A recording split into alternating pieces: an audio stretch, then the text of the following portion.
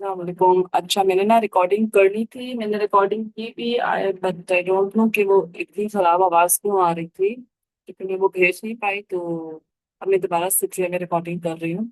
मैंने आप लोगों को सिलेबस का इंट्रोडक्शन दे दिया था अपनी प्रीवियस वीडियो में। तो मेरा पहला डेमो लेक्चर था, ये मेरा दूसरा डेमो लेक्चर है।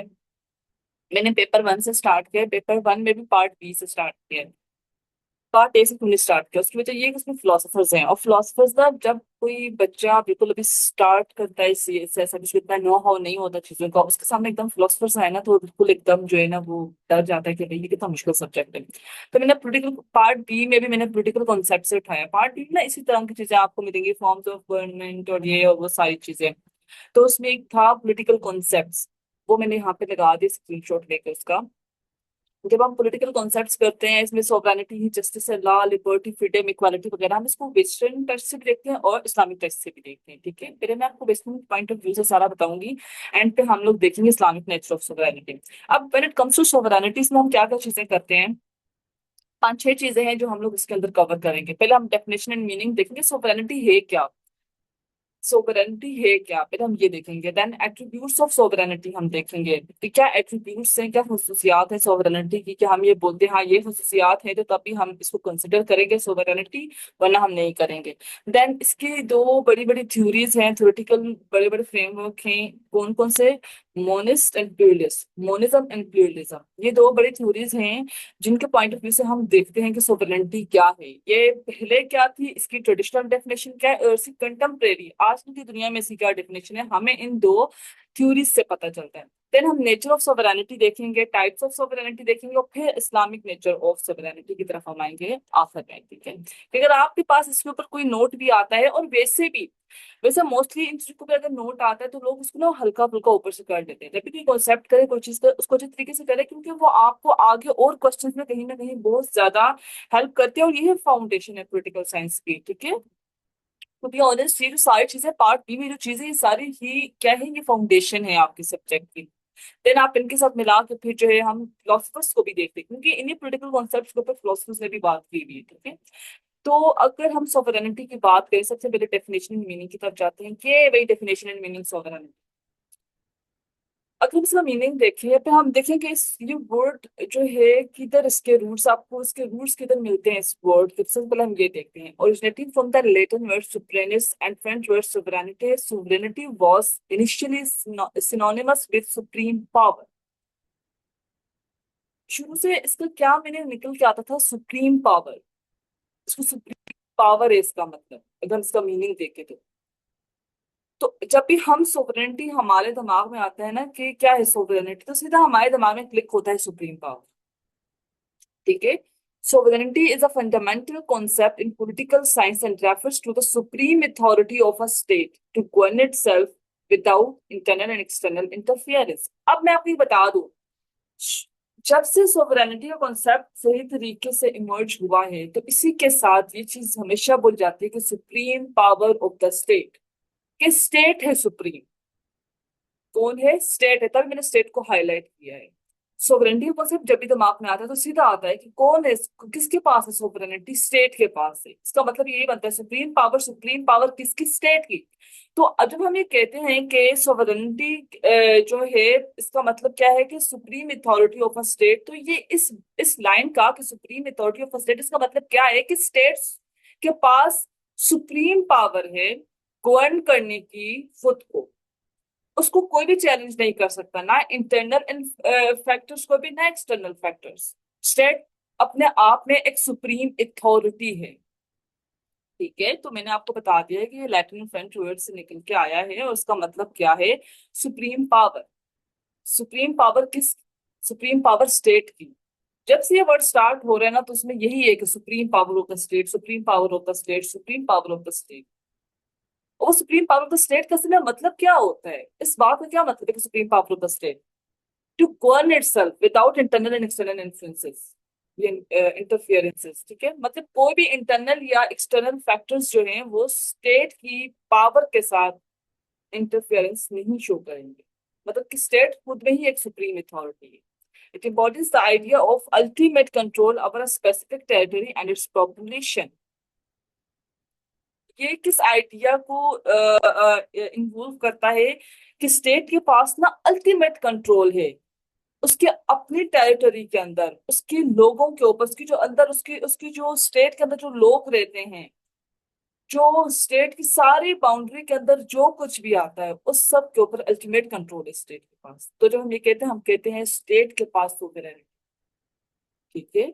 A state is a politically organise. जब हम बार बार स्टेट स्टेट करते हैं कि स्टेट सुप्रीम है, स्टेट सॉवरेन है, सोवेरेनिटी का मतलब सुप्रीम पावर है, और सोवेरेनिटी के साथ ही हमें पता है कि वो सुप्रीम पावर किसकी, वो स्टेट की है। सीधा सीधा वो स्टेट की सुप्रीम पावर की बात कर रहे होते हैं।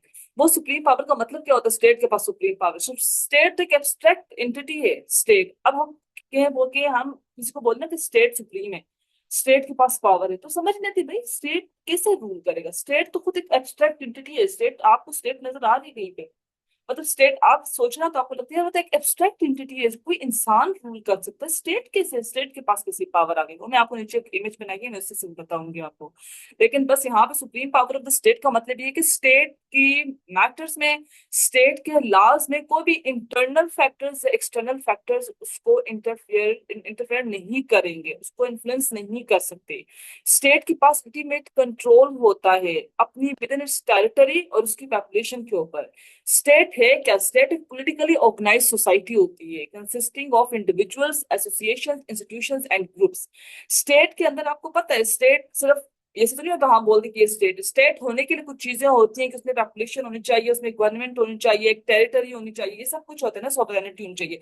तो अगर स्टेट हम बोलेंगे कि ये स्टेट है, तो स्टेट के तो कुछ चीजें होनी चाहिए, जैसे वहां पे लोग रहने चाहिए, वहां पे इंस्टीट्यूशंस, एसोसिएशंस होनी चाहिए, उसकी अपनी एक फिक्स्ड कोई बाउंड्री होनी चाहिए, मतलब टेरिटरी होनी चाहिए, तो ये सारी चीजें होनी चाहिए। तो स्टेट इन सब चीजों से मिलकर बनती है। अब स्टेट के पास क्यों सुप्रीम पावर होती है? जो सारी चीजें हैं, इंडिविजुअल्स, पॉपुलेशन होती है, एसोसिएशंस होते हैं, इंस्टीट्यूशंस होते हैं, ग्रुप्स होते हैं, इन सब के दरमियान एक ऑर्डर बना रहे। इस वजह से शुरू से ये कॉन्सेप्ट है कि स्टेट सॉवरेन है, ताकि स्टेट इन सारी चीजों के दरमियान कोई कॉन्फ्लिक्ट ना होने दे। हमने क्यों नहीं, शुरू से ये कॉन्सेप्ट नहीं है कि भाई पॉपुलर सोवरेनिटी, पॉपुलर सोवरेनिटी क्या होती है? जब लोग सॉवरेन होते हैं, लोगों के पास सबसे ज्यादा सुप्रीम अथॉरिटी होती है लॉस को बनाने की, लॉस को अमेंड कराने की। शुरू से ये कॉन्सेप्ट नहीं था पॉपुलर सोवरेनिटी का। शुरू से क्या कॉन्सेप्ट हमेशा से आता था कि सोवरेनिटी किसके साथ है? सोवरेनिटी है स्टेट के साथ है, स्टेट सोवरेन है।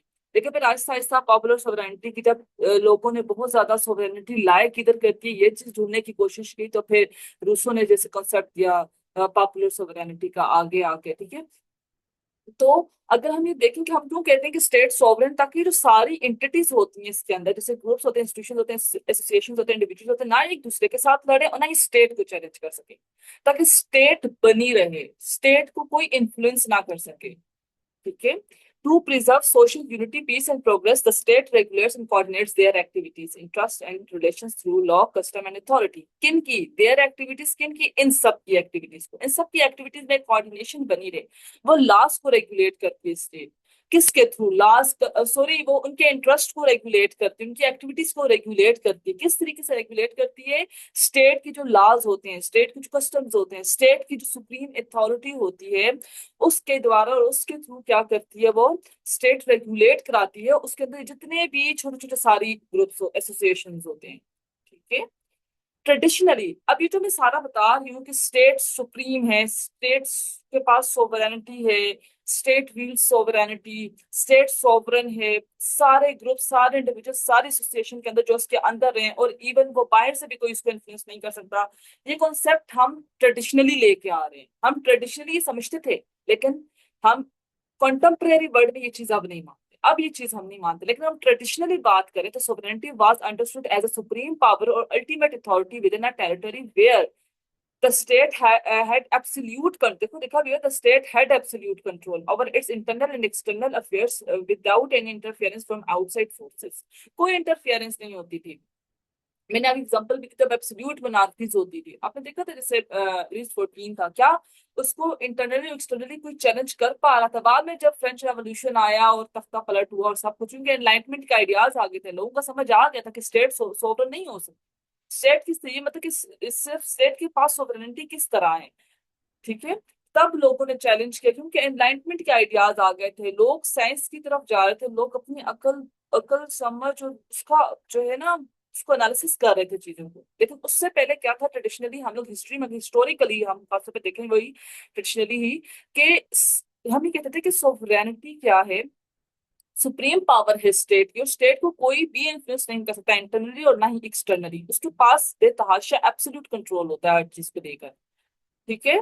कंप्लीट इंडिपेंडेंस होती है लॉ बनाने में, उनको इन्फोर्स करने में और रिलेशनशिप्स को कंडक्ट करवाने में। तो मतलब कि स्टेट ही सॉवरन है। लेकिन अगर हम इसको अब प्रैक्टिकल इसकी एप्लीकेशन देखें, हाउएवर जो सोवरेनिटी की प्रैक्टिकल एप्लीकेशन है has frequently deviated from its traditional definition. जो कि ट्रेडिशनल डेफिनेशन थी कि जो स्टेट है वो एब्सोल्यूट है, उससे डेविएट कर गई है अब डेफिनेशन।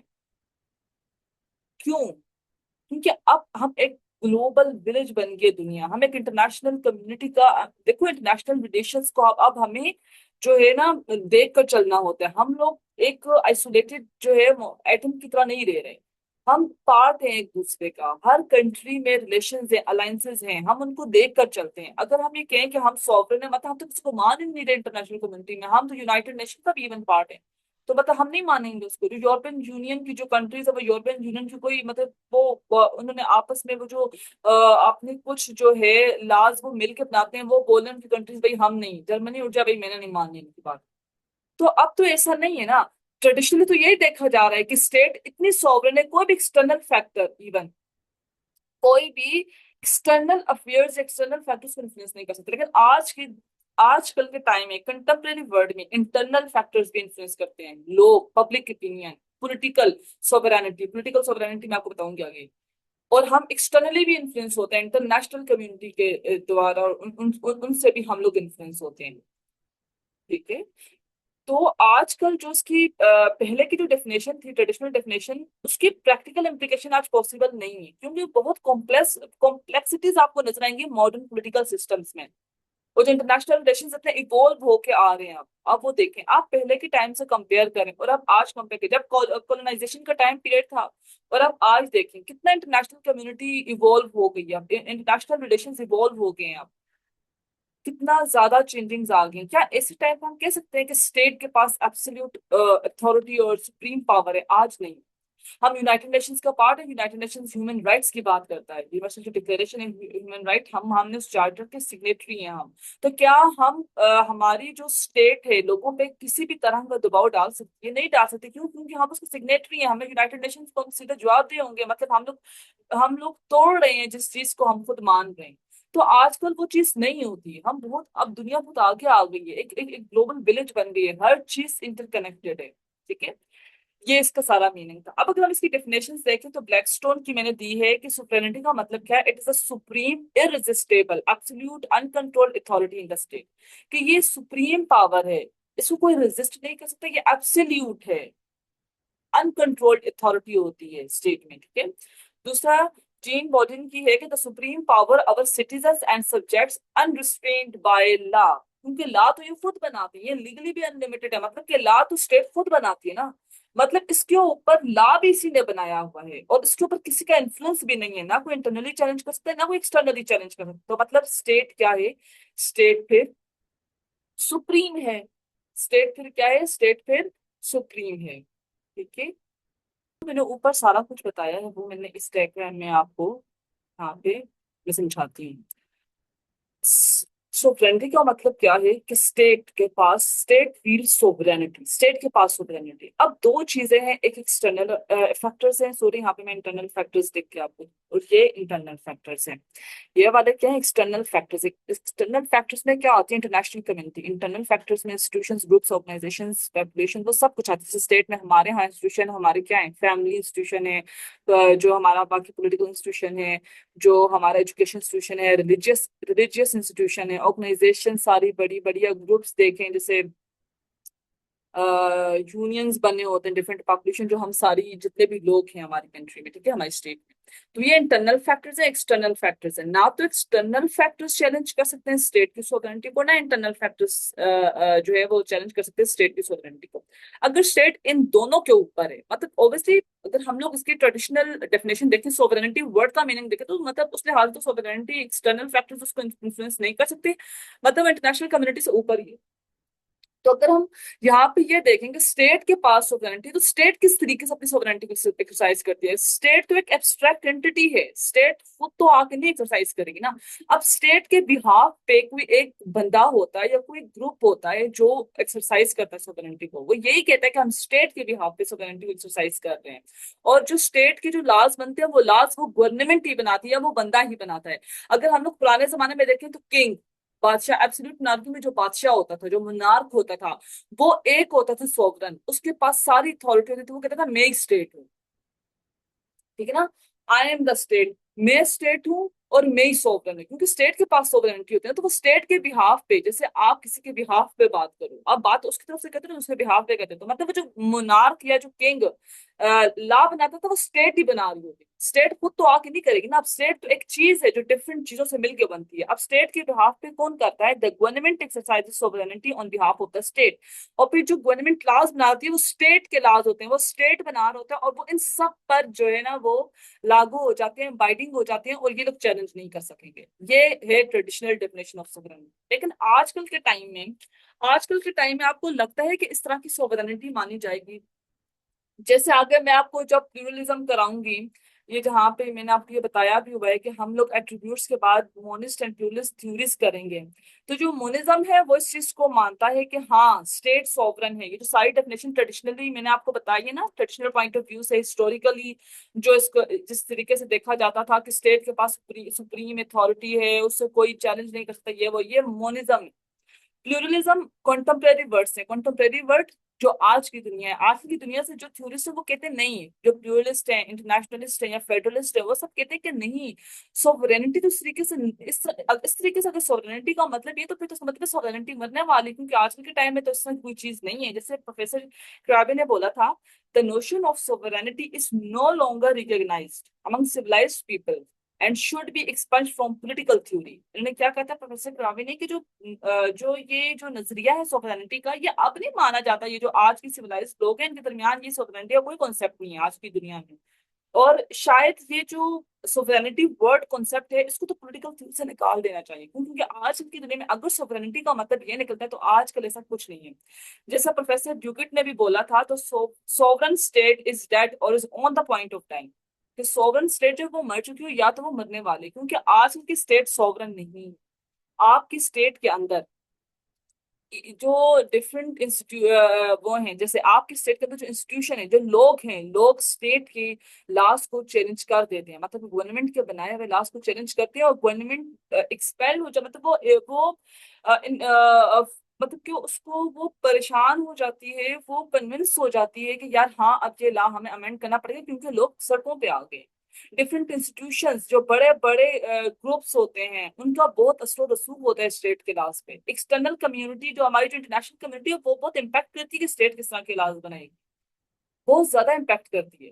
तो अब आज के टाइम में ये कह देना कि स्टेट सॉवरन है, अगर अगर आपके यहाँ सोवरेनिटी का ये कॉन्सेप्ट है, तो फिर जैसे प्रोफेसर ड्यूकेट ने बोला है कि सॉवरन स्टेट मर चुकी है या बिल्कुल मरने वाली है, और जैसे प्रोफेसर क्राबे ने बोला था कि ये जो नोशन है सोवरेनिटी का, ये अब कोई नहीं मानता, इसको पॉलिटिकल थ्योरी से उठा के फेंक देना चाहिए।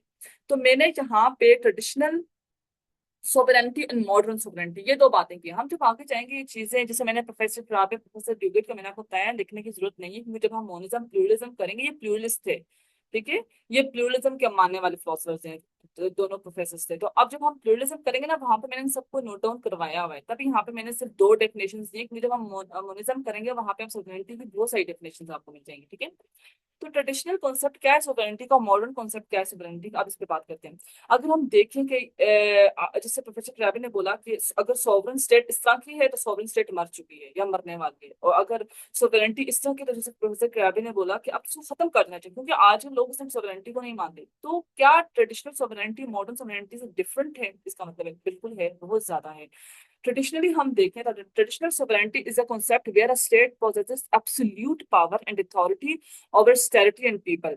उस लोग क्या कहते हैं लास्ट के बारे में कोई फर्क नहीं पड़ता, अगर लोगों के पास पैसा है नहीं। आप कभी हिस्ट्री पढ़े ना, वहां पे आपको नजर आएगा कि जो मोनार्क्स थे या जो किंग्स थे, उन्होंने क्या किया, इतना इतना टैक्स लगा दिया, लोग दे नहीं पा रहे थे। फ्रेंच रेवोल्यूशन भी ऐसे ऐसे इसी वजह से आया था, क्योंकि वो बहुत जुल्म करने लग गए थे, ठीक है। तो इतना टैक्स लगा दिया, अब लोगों की नहीं सुनी जाती थी, वो टैक्स लगा देते। आज के टाइम में अगर टैक्स लगाते हो, आपको रेजिस्टेंस इररेजिस्टेबल नहीं है, जैसे ब्लैकस्टोन ने बोला कि स्टेट की सोवरेनिटी इररेजिस्टेबल है, आज नहीं है, रेजिस्ट करते हैं लोग, बिल्कुल करते हैं। आप अपना टैक्स लगाओगे, रेजिस्ट जरूर करेंगे, क्योंकि मीडिया सेचुरेटेड टाइम पीरियड है ये। मीडिया के थ्रू ट्विटर पे आपको एकदम गवर्नमेंट के खिलाफ बोलने लग जाएंगे, गवर्नमेंट डर जाती है। ठीक है। तो ट्रेडिशनली क्या होता था कि लोगों को कोई नहीं मान जाती थी ना, वो कुछ देखते थे, बस उनकी बाउंड्री के अंदर कोई घुसना नहीं चाहिए, जो उनकी जुरिसडिक्शन है उसके अंदर कोई घुसना नहीं चाहिए, और लोगों के ऊपर कंप्लीट अथॉरिटी थी एक स्टेट को, सॉवरेन स्टेट को। It implies that the state has complete control over its internal and external affairs without any interference from inside and outside forces। मतलब कि ट्रेडिशनल सॉवरेनिटी का यही मतलब था ना कि सॉवरेन स्टेट को कोई इन्फ्लुएंस नहीं कर सकता, ना इंटरनल फैक्टर्स ना एक्सटर्नल फैक्टर्स। जिसके साथ वो चाहे बात करें, जिसके साथ चाहे वो बात ना करें, चाहे वो किसी के साथ ट्रेड करें या ट्रेड ना करें, इनके मुताबिक ट्रेडिशनल सॉवरेनिटी का मतलब ये। एग्जाम्पल मैंने दिए हुए, historically kings like France under Louis 14 exemplified traditional sovereignty. जैसे आप लुइस 14 के बारे में पढ़ो, इसी तरह की फिगर थी।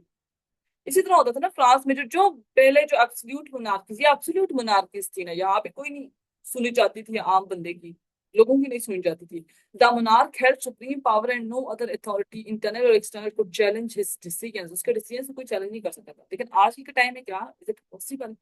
आप कल कहते हैं कि ये चीज आज के टाइम पे एप्लीकेबल है, आपको प्रैक्टिकल एप्लीकेशंस की नजर आती है? बिल्कुल नहीं। आजकल अगर हम ये हरकतें करें तो हमें इंटरनेशनल कम्युनिटी छोड़ देना, तो हम उनका ट्रेड शेड रुक जाए, हम भूखे मरते हैं, हम तो फिर तरक्की नहीं कर सकते कभी भी। ठीक है।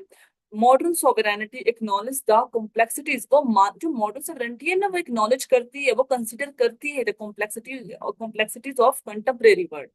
कंटेम्परेरी मतलब जो आज की दुनिया है, where absolute control is often unrealistic due to interdependence and cooperation among states। जो एब्सोल्यूट कंट्रोल, हम क्या है, एब्सोल्यूट कंट्रोल है, एब्सोल्यूट सोवरेनिटी है, आजकल तो बिल्कुल कोई ये बात करेगा भी तो कोई दूसरा हंसेगा, बिल्कुल ये अनरियलिस्टिक है, ऐसा नहीं होता, कि ऐसा हो नहीं सकता। हम कहीं ना कहीं, हम बोले भी ना कि हमारी फॉरेन पॉलिसी इस तरह की है, फिर भी वो कहीं ना कहीं इन्फ्लुएंस्ड होती है हमारे एक्सटर्नल फैक्टर से, लाजमी होते हैं, क्योंकि हर एक के जो है इंटरेस्ट होते हैं, कम्स टू इंटरनेशनल रिलेशंस, हर एक के इंटरेस्ट होते हैं। ठीक है। This concept of sovereignty includes not only legal authority and political autonomy, but also the ability to engage in diplomatic relations and participation in international organizations and agreements। हम ये कहते हैं कहीं ना कहीं तक हमने अपनी autonomy को, अपनी अपनी फ्रीडम को बना कर रखा, पॉलिटिकल फ्रीडम को, लीगल अथॉरिटी को, लेकिन हम अगर दूसरी साइड देखें कॉइन की, तो हमें पता है कि हम डिप्लोमेटिक रिलेशंस में घुसे हुए हैं, हम हमको पार्टिसिपेट करना है, जो इंटरनेशनल कम्युनिटी या ऑर्गेनाइजेशन है, हम डिफरेंट अलायंसेस का हिस्सा है, डिफरेंट अग्रीमेंट्स का हिस्सा है, हम डिफरेंट बड़ी बड़ी जो जैसे यूनाइटेड नेशंस होगी, यूरोपियन यूनियन होगी, तो कंट्रीज इनका हिस्सा है। तो क्या वो ये कह सकती है कि हम, हमारे पास एब्सोल्यूट अथॉरिटी है हर चीज को लेकर? नहीं, हम इन्फ्लुएंस होते हैं जब हम बड़ी बड़ी ऑर्गेनाइजेशन का पार्ट होते हैं। तो कंट्रीज के इतनी फ्लेक्सिबल, आजकल की स्टेट इतनी वो कंट्रोल्ड नेचर की और इस तरह की एब्सोल्यूट नहीं है, आजकल की स्टेट फ्लेक्सिबल है, उसके अंदर एक फ्लेक्सिबिलिटी आपको नजर आएगी, क्या उसको लगे तो वो थोड़ी बहुत जो है मतलब कॉम्प्रोमाइज करने पे स्टेट्स तैयार होती हैं। और अगर हम ट्रेडिशनल वे में देखें तो सोवरेन स्टेट तो कॉम्प्रोमाइज करने पे तैयार नहीं है, इसका मतलब है। लेकिन आज की तो ऐसी नहीं है। ठीक है। एग्जांपल क्या है मॉडर्न सोवरेनिटी की? Countries like Germany and France are sovereign state. ये आपको पता है फ्रांस और जर्मनी दोनों सोवरेन स्टेट है, लेकिन when it comes to European Union, तो उन्होंने अपनी कुछ डिसीजन मेकिंग का कुछ एरिया जो है वो यूरोपियन यूनियन को दिया हुआ है। तो ट्रेडिशनली तो ये नहीं होता था, लेकिन मॉडर्न सॉवरेनिटी में ये होता है। Countries like Germany and France are sovereign state but have ceded some, ceded मतलब दी हुई है, have given away some of their sovereignty to the European Union for collective decision making in areas such as trade, environment and immigration। अब हम ये नहीं कहते कि हर एक में, लेकिन कुछ अरियाज, कुछ ऐसी लिस्ट होगी जिस पर लोगों ने यूरोपियन यूनियन को राइट दिया हुआ है, जो पूरा उनका यूनियन है कि यार वो हम लोग कलेक्टिवली इसके ऊपर डिसीजन करते हैं, डिसीजन बनाते हैं। ठीक है।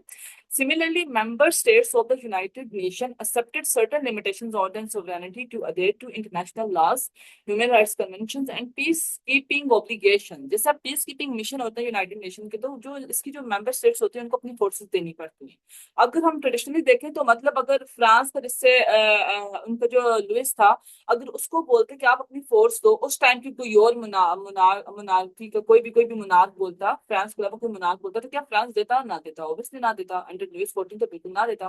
तो क्योंकि वो उस टाइम पे जो मुनार्क्स है वो एक दूसरे से उनकी ना अलग तरह का होता था, क्योंकि हर जो किंगडम था वो अपने आप को सुप्रीम समझता था, वो बस चाहता था कि बस मेरे लाज ही बने। लेकिन आजकल ये नहीं होता है, हम एक दूसरे के साथ मिलकर चलते हैं। यूनाइटेड नेशन जब पीस कीपिंग मिशन पे जाता है तो कंट्रीज अपनी फोर्सेस देती हैं जो इनकी मेंबर स्टेट्स होती हैं, ठीक है, और वो फिर मिल के उसको रिजोल्व करते हैं ताकि टेररिज्म को खत्म कर सकें, दुनिया में एक अमन का वो बना रहे।